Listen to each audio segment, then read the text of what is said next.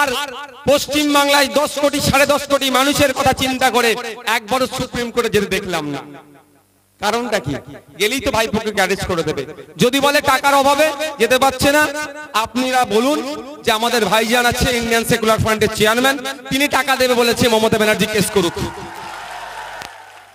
বলুন, আপনারা বলবেন যত টাকা লাগবে অত টাকাই মমতা ব্যানার্জিকে দেবো, রাজ্যের পক্ষ থেকে রাজ্যে সিএ হতে দেব না, এই কেসটা মমতা ব্যানার্জি করুক, দেখি কত ওনার সৎ সাহস আছে। করবে না, কারণ উনি বিজেপির বিরুদ্ধে অবস্থান নিতে কোনোদিনের জন্য পারবে না।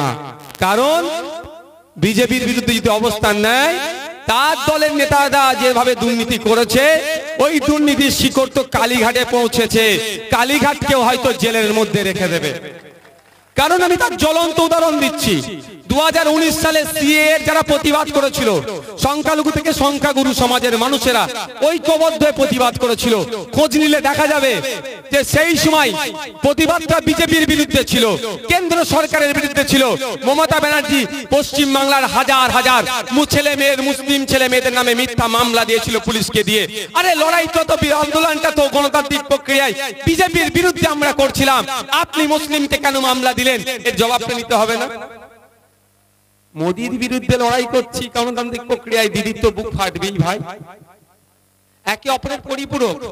জন্মদিনে ফুল মিষ্টি নওশাদ সিদ্দিকী পাঠায়নি মোদিজির, দিদিমণি পাঠিয়েছে, ওই জন্য ওনার বুক ফাটছে।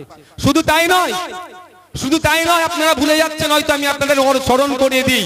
যখন হযরত মুহাম্মদ সাল্লাল্লাহু আলাইহি ওয়াসাল্লাম সম্পর্কে ওই ভদ্র মহিলাটার নাম কি বলুন না, নূপুর শর্মা, নূপুর শর্মা যখন কুমন্তব্য করেছিল, পশ্চিম বাংলার ধর্মপ্রাণ মুসলিমরা যখন প্রতিবাদ করছিল, তখন মমতা ব্যানার্জি কি বলেছিল? দিল্লিতে গিয়ে প্রতিবাদ করুন। তাই সময় এসেছে, আমরা মমতা ব্যানার্জিকে দিল্লির পথ দেখাবো না, আমরা মহিলা হালদারকে দিল্লিতে পাঠিয়ে প্রতিবাদ করব। আমরা ভুলে যাচ্ছি না হরিচাঁদ গুরুচাঁদ ঠাকুরদের কথা, আমরা ভুলবো না। আমরা ধর্মপ্রাণ মানুষ, ঠিক যেভাবে চাইনি ঘোষ শিবলিঙ্গ সম্পর্কে বাজে মন্তব্য করেছে, যেভাবে প্রতিবাদ জানাবো, একই ভাবে হরিচাঁদ গুরুচাঁদ ঠাকুরের নাম নিয়ে যারা মন্তব্য করেছেন তারও প্রতিবাদ আমরা জানাবো। আমরা যারা ধর্মপ্রাণ মানুষ, আমাদের উচিত হবে ধর্ম নিয়ে যারা বাজে মন্তব্য করবেন, ধর্মগুরুদের সম্পর্কে যারা বাজে মন্তব্য করবেন, তাদেরকে বাংলায় আশ্রয় দেব না। সে সায়নী ঘোষ হতে পারে, মুখ্যমন্ত্রী হতে পারে, নূপুর শর্মা হতে পারে, আমরা কাউকে চিনব না যারা ধর্মগুরুদের সম্পর্কে বাজে মন্তব্য করবে।